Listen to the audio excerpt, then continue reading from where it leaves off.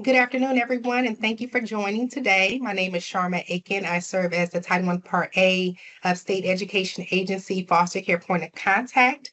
And in today's presentation, I'm going to begin by providing a brief overview of the foster care provisions under the Every Student Succeeds Act. Then I will walk you through reports available in Infinite Campus related to students in foster care.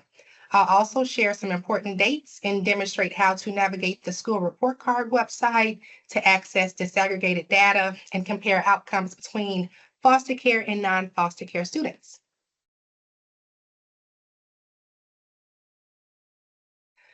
Foster care, the Title I Part A foster care educational requirements apply to all students in foster care students attending schools and districts receiving Title I Part A funds, including districts with preschool. Foster care means 24-hour substitute care for children placed away from their parents or guardians and who are legally under the placement and care authority of the Child Welfare Agency. This includes foster family homes, foster homes of relatives, also known as kinship, group homes, residential facilities, child care institutions, and pre-adoptive homes. This also includes children who are placed in trial reunification with their parents while the Child Welfare Agency retains placement and care responsibility.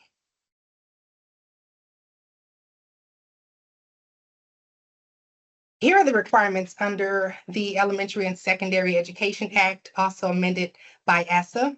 The Title I educational stability requirements apply when students enter foster care or a student already in foster care experiences a change in foster placement. Educational stability, as you all know, means making sure a child can stay in their current school when they move to a new home or living situation, as long as it's best for them. If staying isn't the best option, then it means enrolling them in a new school quickly so that they don't miss much class time. The goal is to keep the child's education as smooth and uninterrupted as possible. School of origin means the public school the child was enrolled before they entered foster care or before their foster placements changed. Students in foster care have the right to remain in their school of origin for the duration of time in foster care unless a determination is made that it is not in their best interest to remain in the school of origin. Immediate enrollment. The immediate enrollment required under law means to collaborate to ensure immediate and appropriate enrollment of the child. A student is not fully enrolled if a student is not attending school or fully participating in classes, including out of school and summer opportunities. And extracurricular activities is strongly encouraged. Records transfer to minimize educational discontinuity and to ensure that a student can fully participate in coursework and extracurricular activities at their enrolling school. The state law, House Bill 312, and we'll get more into the specifics here in the next few slides. House Bill 312 requires the school of origin to release records by the close of the business day on the day that records are requested.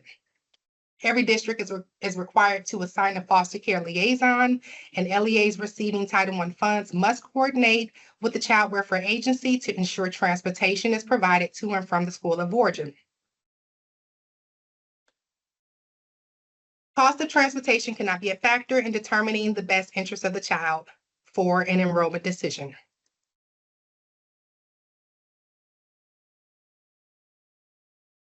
Okay, House Bill 312 was passed and signed into law on March 27th of the year of 2020, which created the new law KRS 199802, which has a direct impact on local school districts.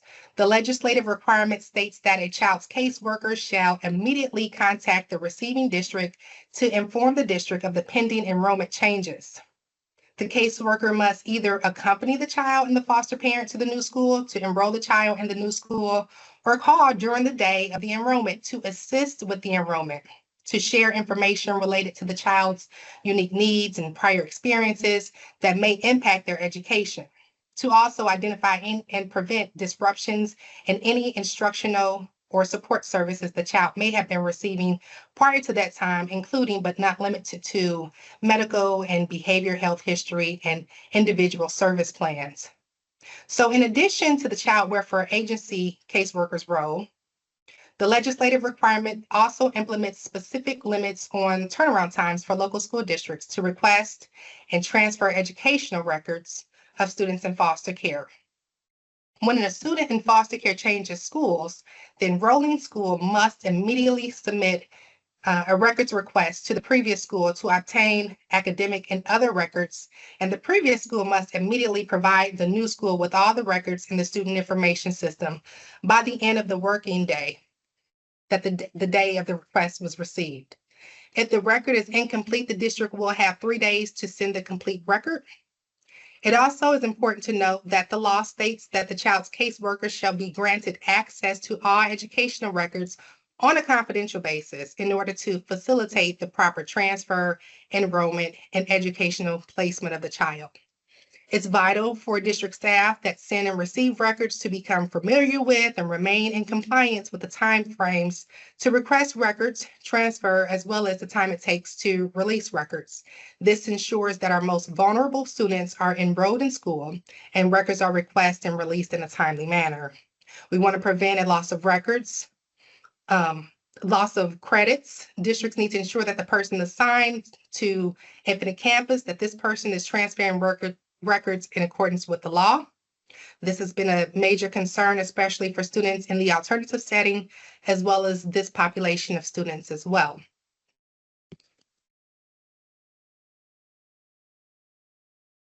During the 2017 regular session, the Kentucky General Assembly passed House Bill 33.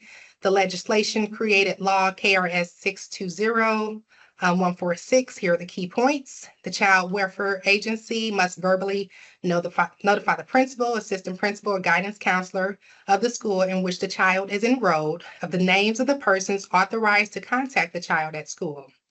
The school documents this notification.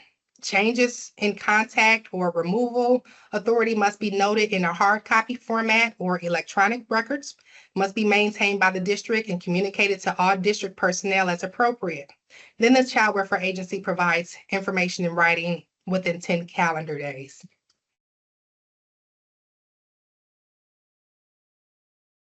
This section details the process for how student foster care records are imported into Infinite Campus. It outlines the data elements populated within a student's foster care participation records in Infinite Campus, including optional fields available for entry. Records are integrated via the student information, program participation, and foster care.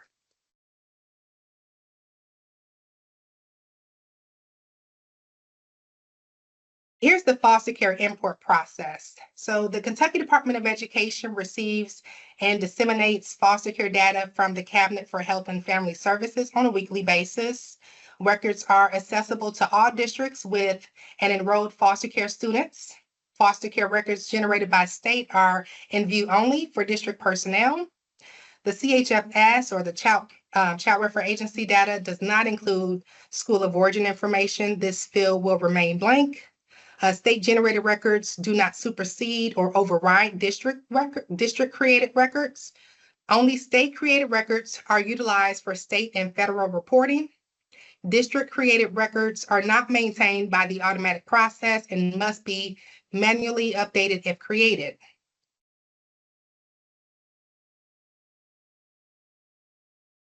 Foster care record data elements. This is very important information. The start date, this field will reflect the date that the student enters foster care. If a student exits foster care and later re-enters foster care, a new record should be created. End date. This is the field that will display the date that the student exits foster care. And then the other fields are foster care agency responsible for the child's placement, the caseworker's first and last name, phone number, and then there's a field for the unique foster identification number assigned to the child by DCBS.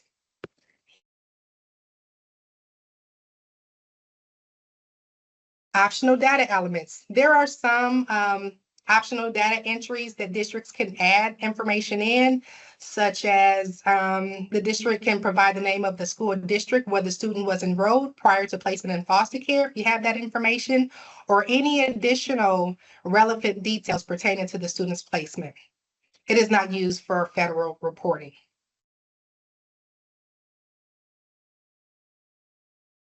So now we're talk about the reports related to foster care. So the QA Foster Report, this detailed report presents a roster of students flagged as foster care along with their inclusion in other student categories. It's important to run this report on a regular basis so that relevant staff are aware of new foster records created by the automatic process. This report will allow a district to generate a list of students that are currently in foster care based on the information that KDE received from the Child Welfare Agency. Based on a previous slide, KDE imports this data on a weekly basis, and it's published to the KDE database. The aggregated report will present a structured table detailing student counts by grade level and demographic groups. And there is a quick reference card that you can use for further guidance with additional details and screenshots.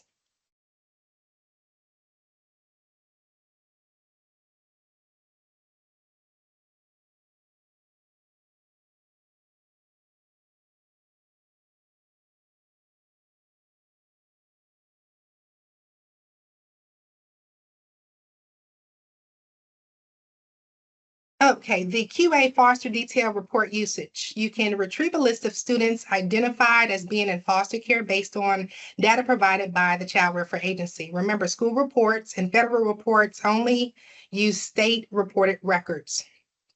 Differentiate between records created at the district level versus those generated by the state. Ensure that all students designated as foster care recipients are receiving free lunch. The report output, the economically disadvantaged column is 0 or 1.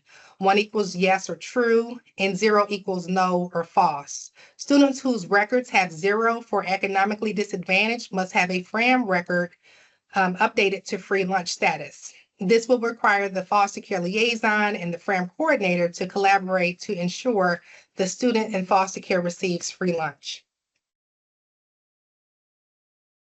The transient population report serves as a valuable tool for identifying transient students currently enrolled within a district or school. Students are classified as transient based on enrollment patterns. Specifically, they have to attend 3 or more schools within a current school year, 5 or more schools over the past 2 years, or 10 or more schools over the last 5 years. This report has additional subgroups. This report includes filtering options to specifically identify students within the foster care system. How you would use this for foster care students is to generate the report and filter on the foster care column, filter equal to Y, and that will give you all the students in your district that are foster care and meet the definition of transient. Be on the lookout. We have submitted a request to add the transient population indicator and the chronic absentee indicator to the QA foster care detailed report. Once this is done, districts will not have to generate this report specifically for foster care students, and we will send a notification when the report has been updated.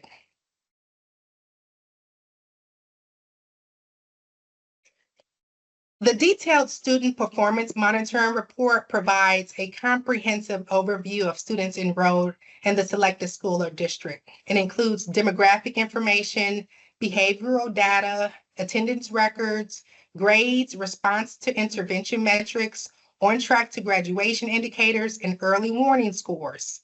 The report also offers filtering options to identify students within the foster care group. There's also a quick reference card for this particular report as well. The student record transfer report supports district personnel in overseeing record transfer requests for students transitioning between Kentucky school districts, whether enrolling or withdrawing. A designated foster indicator helps districts ensure compliance with House Bill 312, which outlines, again, the specific requirements for enrollment, records request, and release of records for students in foster care. There's also a QA reference card for this report as well. Suggested uses of this report, it's recommended to use this report to monitor the timeliness of records transfer requests and releases, to assess the potential need for additional staff training or guidance. Additionally, the data can be leveraged to inform process improvements and to ensure compliance with enrollment, records requests, and release requirements for students in foster care. The report has a column at the very end that allows a district to filter and monitor student records transfer for only students in foster care. Highlights in yellow on the report indicate records were not requested or released according to the timelines. If the report indicates records have not been requested or released, districts should complete this process immediately.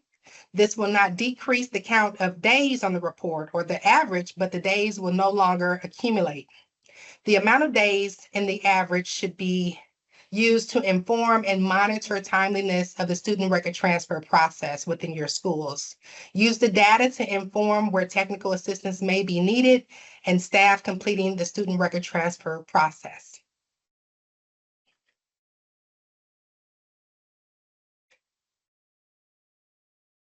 Foster care data will be utilized for public reporting through the school report card as part of an accountability subgroup and for compliance with federal report requirements. And since the 2022-23 school year, KDE has added foster care in all assessment and accountability domains. The next slides outline the important tables.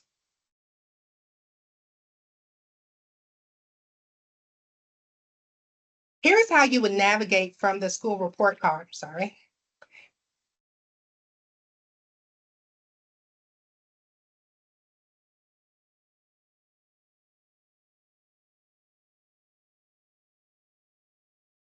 Okay, sorry about that.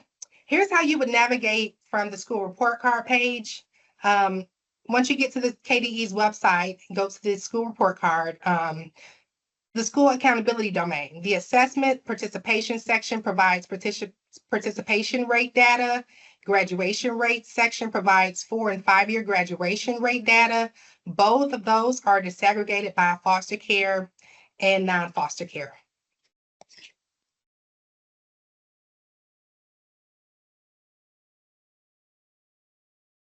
Okay, let me back up just a little bit. Within the academic performance domain, the state assessment section provides proficiency rate. The college admissions exam section reports participation in college admissions exams. Both of those are disaggregated by foster care and non-foster. The next slide is just the resources. The laws that were referenced during this presentation are linked to this slide right here, as well as the foster care frequently asked questions, the non-regulatory guidance for ensuring educational stability and success, which was recently updated, as well as the foster care data standards. Previous trainings that have been recorded along with the PowerPoint presentations are on this slide. If you have any programmatic questions, feel free to call or email. Also attending this call is Marjorie Conley and Wendy Spalding. So if you all have any questions, if anyone is monitoring the chat, has any questions come in regarding foster care or any of the reports related to foster care. Hey, Sharma, there is 2 questions. I was able to, well, there's 3 questions. I was able to answer one. I'll say it on here so that everybody is aware of the question and answer. Does KDE collaborate with DCBS state contacts? The DCBS worker rarely knows what a bid form is or the process. It seems they cater to the foster parent versus what is best for the student and not following ESSA guidelines. How can this be improved? My response, and you can add to this obviously, is that KDE meets on a regular basis with DCBS and has specific contacts. These concerns have come into us at KDE from the school districts, a lot, and we have relayed those messages to DCBS. Their response is that they will continue to work with their case managers to make sure they understand the requirements. But I don't know if you have anything to add to that. Yeah, just reiterate. I think you're echoing. Maybe it's just on my end. I'm sorry if it is. No, I'm hearing the Okay. same thing. Wendy, do you mind or to mute yourself? I don't know why that's happening. I don't think I was echoing during my presentation. Nope, you weren't, and it's better now. I'm working Okay. in a different location than you, but I will mute myself just in Yeah. case. Okay, well, I was just going to say that we have a formal meeting with DCBS twice a year. I, communicate constantly, via email or phone call with my point of contact. But if you have any issues in your particular region, feel free to contact me or contact the state point of contact. I know that there's a lot of turnover at the child welfare agencies with the caseworkers. So a lot of times, they're still going through training, or they may not be as be as informed of the ESSA requirements. But contact me, and I will be more than happy to assist. Feel free to email or contact me with any specific questions or concerns. Sharma, this is Dee Dee. You might have already said this, and if you did, I think it's just a good opportunity to stress that KDE does also have an agreement with DCBS and the Cabinet for Health and Family Services to provide data that can be shared with the case managers. So every week, we are sharing data about these foster care students with them to try to help them, alert them to attendance issues, grade issues, things like that.